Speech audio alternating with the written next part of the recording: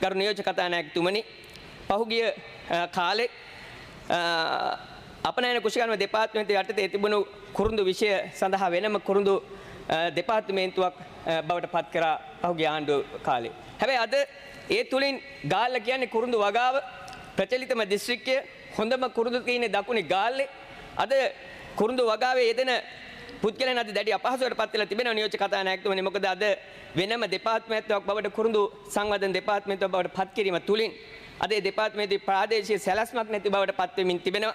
අද ඒ පිළිබඳව අපිට පේන්නේ නැහැ. ඒ වගේම ප්‍රාදේශීය වගකීම් නිලධාරීන් මේ වෙනට දෙපාර්තමේන්තුවේ නැහැ.